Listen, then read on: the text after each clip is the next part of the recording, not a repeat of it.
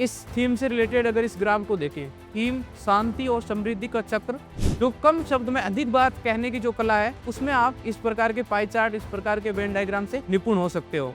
ये आप देख सकते हो कि जब मैं नोट्स बना रहा था अपने, तो मैंने किस प्रकार वेन डायग्राम या पाई चार्ट इत्यादि है इनको अप्रोच किया है। इतने डाटा और इस प्रकार के बेहतर प्रेजेंटेशन के माध्यम से अगर यूज किया है तो निश्चित रूप से आपको मार्क्स भी अधिक मिलेंगे। हाय एवरीवन, इससे पहले सेशन में हमने जाना था कि अगर हमें वैल्यू एडिशन करना है या फिर अपने आंसर को एनरिच करना है और अपने मार्क्स इंप्रूव करने हैं, तो ग्राफ, डायग्राम इत्यादि का उपयोग हमें अपने क्वेश्चन के आंसर में अवश्य करना चाहिए। उसी से संबंधित आज हम जानेंगे कि कैसे हम ग्राफ और डायग्राम का उपयोग अपने क्वेश्चन के आंसर में कर सकते हैं और किस प्रकार इन ग्राफ और डायग्राम को बना सकते हैं। अगर हम आंतरिक सुरक्षा की बुकलेट के बारे में बात करें, तो इस बुकलेट में आपको कई थीम पर आधारित ग्राफ और डायग्राम इत्यादि देखने को मिलेंगे। आज सबसे पहले हम जानेंगे कि कैसे इन ग्राफ और डायग्राम को हमें अपने नोट्स में यूज़ करना है और मैंने कैसे इन डायग्राम को अपने नोट्स में यूज़ किया और इससे अपनी आंसर राइटिंग को और ज़्यादा इम्प्रूव किया। तो अगर हम जैसे इस थीम से रिलेटेड अगर इस ग्राफ को देखें, थीम शांति और समृद्धि का चक्र, भौगोलिक विस्तार, सिमटता लाल गलियारा। अब अगर इस कीवर्ड से रिलेटेड जैसे ये ग्राफ बनाया गया है, इसमें कैसे बनाया गया है कि जो रिलेवेंट डेटा है उनका यूज़ किया गया है। फॉर एग्जांपल इसमें बताया गया है कि 2000 में एलडब्ल्यूई यानी कि वामपंथ उग्रवाद से संबंधित प्रभावित जिलों की संख्या देश में 200 थी। वो 2018 में घटकर 125 हो गई और 2024 में और घटकर 38 हो गई। तो इस तरह आप अपने डेटा को ग्राफ के माध्यम से दर्शा सकते हैं, जो आपके न सिर्फ प्रेजेंटेशन को बेहतर बनाएगा, बल्कि आपके आंसर को भी एनरिच करेगा। ठीक वैसे ही इससे रिलेटेड, सेम डेटा से रिलेटेड एक और ग्राफ हम बना सकते हैं इस पाई चार्ट फॉर्मेट में कि 2000 में 200 जिले थे, जो 2013 में 125 हो गए और 2024 में इनकी संख्या और ज़्यादा घट के 38 हो गई। ठीक वैसे कुछ अन्य ग्राफ भी आप देख सकते हो इससे रिलेटेड कि कैसे इन ग्राफ को इंटरनल सिक्योरिटी से रिलेटेड इंपॉर्टेंट फैक्ट हैं, उनको ग्राफ के माध्यम से दिखाया गया है। जैसे ये हिंसा की चाप, वामपंथी उग्रवाद में प्रवृत्तियां, हिंसा और मृत्यु, इससे रिलेटेड इस प्रकार का ग्राफ बनाया जा सकता है। ठीक वैसे ही अन्य जो कीवर्ड है उनसे रिलेटेड कुछ ग्राफ बनाए जा सकते हैं।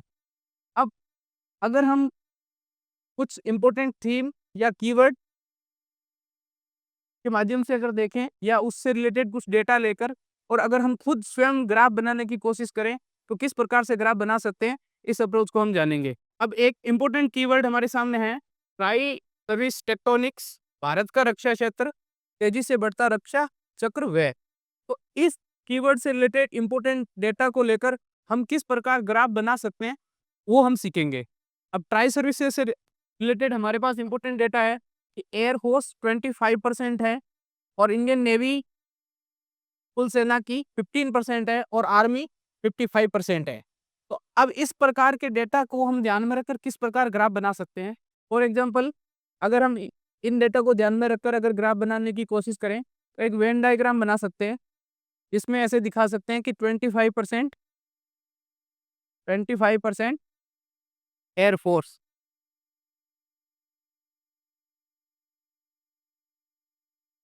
ठीक वैसे 15% नेवी और 55% आर्मी। और यहाँ पे मेन हेडिंग लगा सकते हैं ट्राई सर्विस। तो इसी प्रकार अब अगर हम एक्सपेंडिचर की बात करें, ऑल ओवर इंडिया और वर्ल्ड के कंट्रीज के बीच में जो सैन्य खर्च है उसकी तुलना से रिलेटेड अगर हम डेटा की बात करें, तो हमारे सामने जो डेटा है उसको ध्यान में रखकर कैसे हम उसका एक अच्छा पाई चार्ट या एक अच्छा वेन डायग्राम इत्यादि हम बना सकते हैं या उसको अप्रोच कर सकते हैं। ठीक वैसे ये अलग अलग कंट्रीज के सैन्य खर्च पर आधारित डेटा है। फॉर एग्जांपल यूएसए करीब 700 बिलियन खर्च करता है अपने सैन्य खर्च में और चीन 200 बिलियन, रशिया, यहाँ पे शायद गलत हो गया है, रशिया 780 नहीं है, ये डेटा 70 बिलियन है और भारत 60 बिलियन।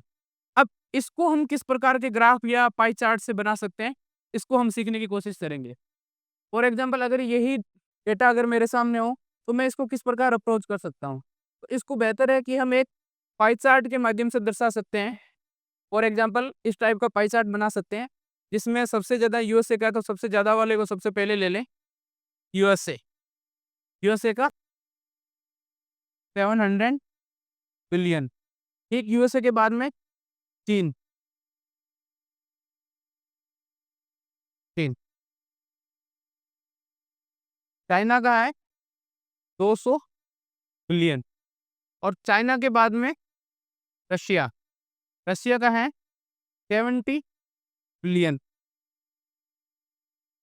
और उसके बाद में हमारा प्यारा देश भारत आता है और भारत का 65 बिलियन सैन्य खर्च है।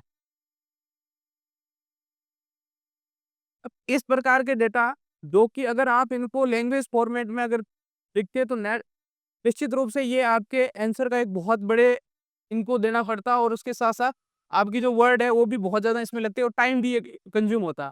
लेकिन वहीं अगर आप इस प्रकार का अगर पाई चार्ट बना दें, मुश्किल से 40 से 50 सेकंड में आप जल्दी से इस पाई चार्ट को ड्रॉ कर सकते हो।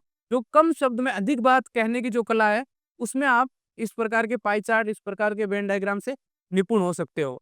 जो हर टॉपर्स के द्वारा ये बात बोली जाती है कि आपको अगर आंसर राइटिंग में इम्प्रूव करना है या जीएस के मार्क्स बढ़ाने हैं, तो आपको मुख्य बात ये ध्यान रखनी है कि आप हर क्वेश्चन में ये कोशिश करोगे कि 1 से 1.5 मार्क्स कैसे एक्स्ट्रा आए।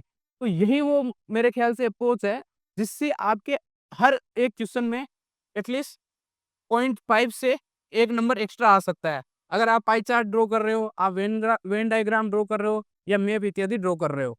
अब ठीक वैसे ही एक और हमारे सामने कीवर्ड है आंतरिक सुरक्षा को संकट। अब इस कीवर्ड से रिलेटेड किस प्रकार हम ग्राफ या मैप इत्यादि बनाकर अपनी प्रेजेंटेशन को बेहतर कर सकते हैं और आंसर को एनरिच कर सकते हैं, वो हम देखेंगे। इस कीवर्ड से रिलेटेड हमारे पास डेटा जो मौजूद है उसको ध्यान में रखकर हम एक अच्छा मैप ड्रॉ कर सकते हैं। फॉर एग्जाम्पल इस कीवर्ड से रिलेटेड हमारे सामने कुछ इस प्रकार के डेटा मौजूद है, इसको ध्यान में रखकर हम एक अच्छा मैप या एक अच्छा डायग्राम कैसे ड्रॉ कर सकते हैं। फॉर एग्जाम्पल यहाँ पे हमारे पास मेन कीवर्ड है कि आंतरिक सुरक्षा के सामने कौन कौन से संकट मौजूद है। तो इस प्रकार के कीवर्ड को हम अगर हम मैप के माध्यम से अगर बेहतर ढंग से ड्रॉ करने की कोशिश करें, जैसे यहाँ पे एक छोटा सा हम भारत का मैप बना सकते हैं। अब इस मैप के माध्यम से हम किस प्रकार इन कीवर्डों को दर्शा सकते हैं, जैसे आंतरिक सुरक्षा को संकट, मेन संकट क्या है, आतंकवाद प्लस घुसपैठ। अब हमें इस मैप में दिखाना है कि कहाँ कहाँ पर किस प्रकार के चैलेंजेज है। तो अगर हम अपने जम्मू कश्मीर वाले एरिया में देखें तो जो मुख्य चैलेंज है पाक प्रायोजित पाक प्रायोजित आतंकवाद। पाक प्रायोजित आतंकवाद। ठीक वैसे अगर नॉर्थ ईस्ट वाले रीजन में अगर देखें तो यहाँ पर मुख्यतः विभाजनकारी जो प्रवृत्ति है वो विद्यमान है। विभाजनकारी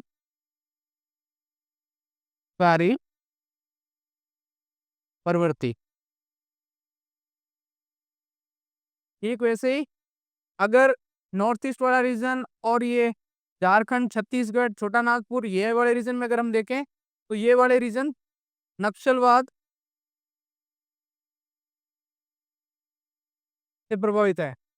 ठीक वैसे ही अगर हम बेंगलोर का रीजन यहाँ पे देखें या मुंबई और इस एरिया में देखें तो हमें हमारे सामने हमारे जो आर्थिक क्रिटिकल क्षेत्र है वो साइबर थ्रेट का सामना कर रहे हैं, साइबर आतंकवाद। इस प्रकार आप इस प्रकार के मैप आप काफी जल्दी जल्दी अपने आंसर शीट में ड्रॉ कर सकते हो, जिससे आप निश्चित रूप से दूसरे कंपटीटर के मुकाबले अच्छे मार्क्स लेके आ पाओगे। इसी तरह ये कुछ अन्य और कीवर्ड हैं जिनको आप स्वयं से प्रैक्टिस कर सकते हो और इससे related map, diagram, pie chart, Venn diagram इत्यादि खुद से प्रैक्टिस कर सकते हो। एक बार अगर आप खुद से प्रैक्टिस कर लेते हो तो निश्चित रूप से एग्जाम हॉल में आपके लिए ये डायग्राम इत्यादि बनाना काफी आसान हो सकता है। अब आप सेम इसी प्रकार के डायग्राम जो अभी हम आंतरिक सुरक्षा से रिलेटेड बुकलेट में देख रहे थे, वही हम हमारे इकोनॉमी वाले सेक्शन में प्रैक्टिस कर सकते हैं। ठीक है, आप जैसे देख सकते हो कि कुछ मैप डायग्राम इत्यादि हैं जो आपको ऑलरेडी रेडीमेड बने हुए मिल रहे हैं, उनको आप सीधे कॉपी कर सकते हो और अपने आंसर शीट में अपने क्वेश्चन की डिमांड के अनुसार यूज कर सकते हो। और इसके साथ साथ कुछ डायग्राम इत्यादि खुद भी बनाने की कोशिश कर सकते हो। ठीक वैसे अगर मैं इस कीवर्ड को देखूं, निर्यात आधारित अर्थव्यवस्था, तो इस प्रकार के कीवर्ड पर कैसे हम डायग्राम या वेन डायग्राम इत्यादि बना सकते हैं। फॉर एग्जांपल, इस कीवर्ड के लिए हमारे पास ऑलरेडी जो डेटा अवेलेबल है, इस कीवर्ड से रिलेटेड एक्सपोर्ट हैं, वो कुल एक्सपोर्ट हैं 770 बिलियन और उसमें से वस्तुओं का टोटल एक्सपोर्ट है 450 बिलियन। ये आपका वस्तुओं का। और जो कुल सेवा निर्यात है वो है 330 बिलियन सेवा। तो इस प्रकार आप प्रत्येक पेपर में प्रत्येक थीम से रिलेटेड प्रत्येक कीवर्ड या उससे रिलेटेड जो भी डेटा है उनको ध्यान में रखकर अच्छे वेन डायग्राम, मैप इत्यादि बना सकते हो। और स्पेशली ये आपको खुद से प्रैक्टिस करनी है और इसके साथ साथ क्लास में भी आपको क्लास के दौरान लाइव प्रैक्टिस करवाई जाती है और क्लास में भी ये आपको सिखाया जाता है कि कैसे आप इनको अपनी आंसर शीट में प्रयोग कर सकते हैं। अब अगर मैं अपने नोट्स के बारे में बताऊं तो मैंने कैसे इन वेन डायग्राम इत्यादि को बनाया है, तो ये आप देख सकते हो कि जब मैं नोट्स बना रहा था अपने, तो मैंने किस प्रकार वेन डायग्राम या पाई चार्ट इत्यादि है इनको अप्रोच किया है। इंडिया और पूरे वर्ल्ड के जो कंट्रीज है उनके बीच में किस प्रकार का कंपैरिजन है उत्सर्जन मान पर ईयर प्रति व्यक्ति उत्सर्जन को लेकर। और एग्जांपल जैसे देख सकते हो कि इसमें ये दिखाया गया है कि यूएसए 14 टन प्रति व्यक्ति उत्सर्जित करता है, वहीं रूस 13 टन और चाइना 7.5 और इंडिया मात्र 2.4, जो कि 6.4 टन जो वर्ल्ड औसत है उससे भी कम है। तो इस प्रकार इतने अधिक डेटा को आप एक सिंपल से पाई चार्ट के माध्यम से दिखा सकते हो, जो कि एग्जामिनर के हिसाब से या एग्जामिनर के ऊपर ये प्रेशर डालेगा कि इतने डाटा और इस प्रकार के बेहतर प्रेजेंटेशन के माध्यम से अगर यूज किया है तो निश्चित रूप से आपको मार्क्स भी अधिक मिलेंगे। Thank you so much.